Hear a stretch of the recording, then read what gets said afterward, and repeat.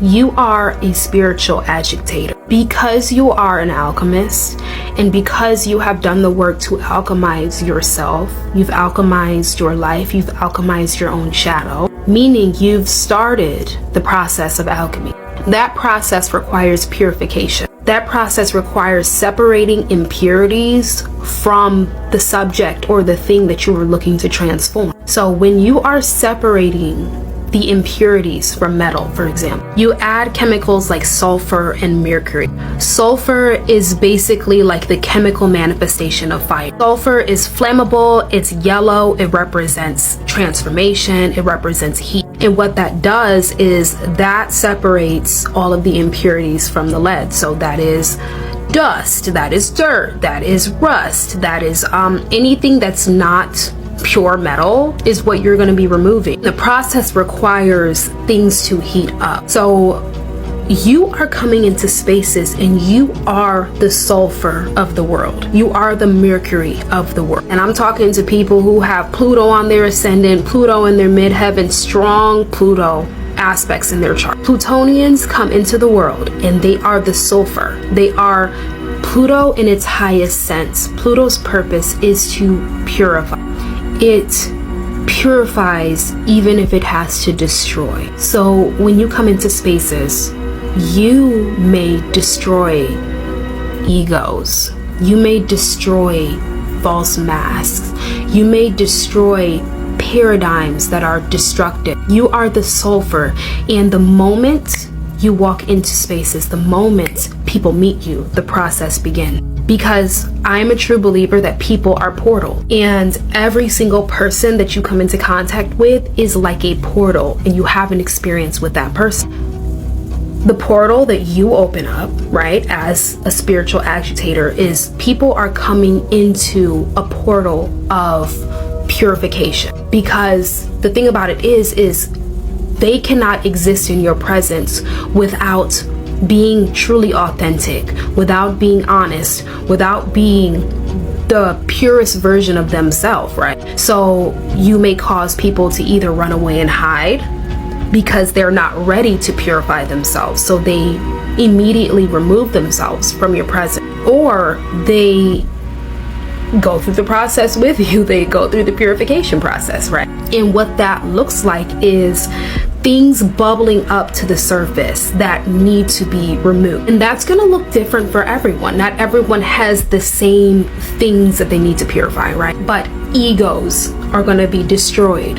False senses of self, masks, this may even be false ideals of who they think someone who looks like you should be. False ideals of what you represent, what that is supposed to look like. Those things are going to be challenged. If they have any biases toward women, if you're a man, if they have any biases towards men and what men are supposed to be, what women are supposed to be, what spiritualists are supposed to be, what religious, whatever you represent, you're going to be challenging what that looks like and what people think and believe that is supposed to look like. And when people choose to be around you, they choose to stay around you, they have to go through that process. So they have to deal with the uncomfortable emotions that come with being around you.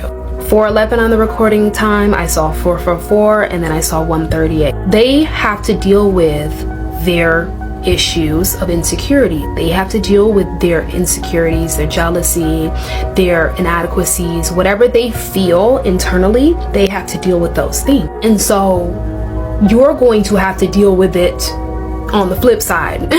You're gonna have to deal with other people's insecurities too on the flip side, because part of that is your role in society. Now, you don't have to deal with it. You can remove yourself from that person. You don't need to do other people's shadow work for them. You don't have to participate in what other people have going on. I'm not saying that you have to do anything, and I'm not saying that anybody has to do anything, but just understand that the more people that you come into contact with as a Plutonian, as a Scorpio, anyone with Scorpio placements, Pluto placements, Ophiuchus placements is really prevalent here.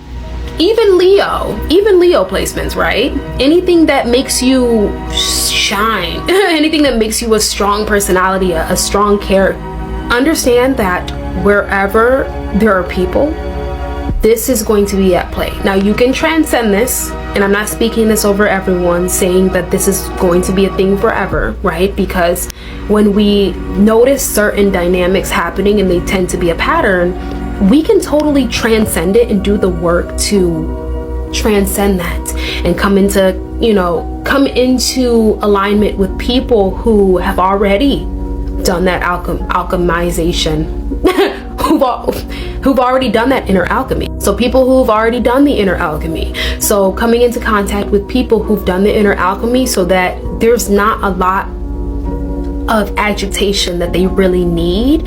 And so when people come together and they've already done their inner alchemy and they've already purified and they've already been through the fire, they've already alchemized their spirit, they are already integrated with their shadow, their egos are healthy, they're really led by their higher self, Sure, certain issues can arise with those individuals. Like, sure, there could be still a clash of personalities and stuff like that, but it's nowhere near on the level that you have with people who have not alchemized their shadow. People who have not alchemized their shadow could go to such lengths as they want to destroy you because you are destroying their ego. So in order to save their ego, they will do anything. They're so attached to their ego that they would do anything to destroy you.